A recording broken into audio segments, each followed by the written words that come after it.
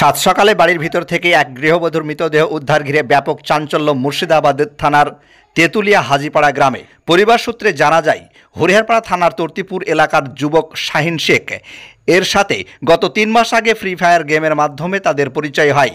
তারপর তারা দুজনকে বিয়ে করে ছেলে শাহিন শেখের পরিবারের সম্মতি ছাড়ায় তারপরে প্রেমিক শাহিন শেখ শ্বশুরবাড়িতে কিছুদিন ঘর জামায় থাকেন। তারপর তারা একটা জমি কিনে সেখানে তারা বাড়ি করে তেঁতুলিয়া বাসিন্দা হয়ে উঠে। দুজনে প্রেম করে বিয়ে করলেও তাদের সংসারে অশান্তি লেগেই থাকতো।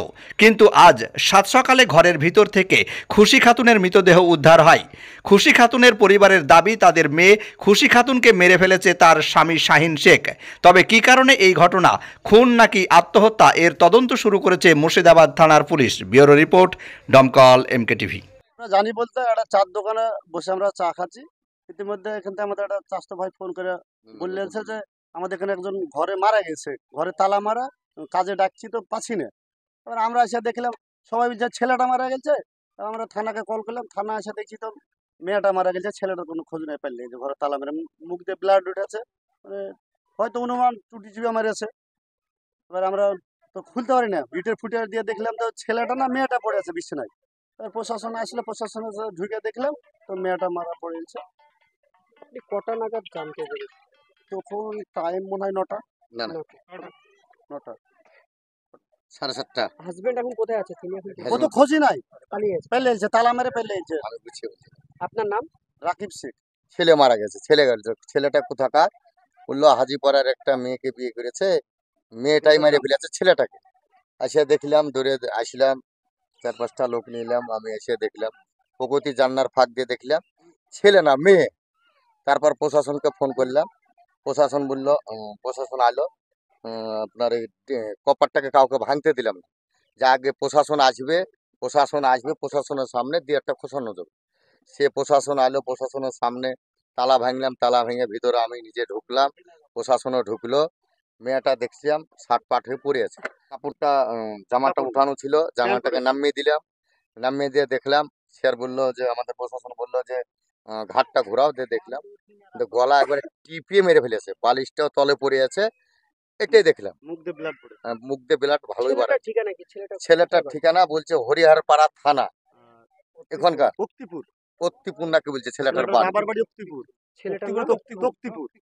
ছেলেটার সাইন ছেলেটার বাড়ি হরিহরপাড়া থানা, তক্তিপুর গ্রাম। আপনার নাম, পরিচয়? আমার নাম সুক্তার শেখ, আমি এখানকার রানির মেম্বার। থেকে ফোন করে বললো যে বাড়িতে ঝামেলা আছে। তো আমি বললাম যে বাড়িতে রেখে যাও, আমি আসে তখন রাতে দেখবো। রাত্রি 10টার সময় আসে ফোন না আসে তো শুয়ে যাও।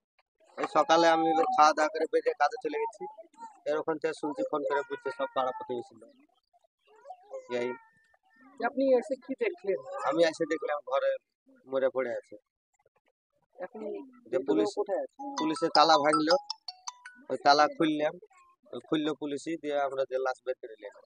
মৃতদেহ এখন কোথায় আছে? মৃতদেহ এখন লালবাগে আছে। লালবাগে। আপনার কে হয়? আমার বোন, আপন নিজের ছোট বোন। আপনার নাম? আমার নাম আশিক সরকার। কি চাইছেন এখন আপনি? এখন কি চাইবো, এখন আর ফাঁসি। এখন ও মারতো না, আমার বাড়িতে আমার বোনকে রাখে তো, ও চলে তো, ও ডিভোর্স দিয়ে তো, ভাত দিত না, আমরা কিছু বলতাম না।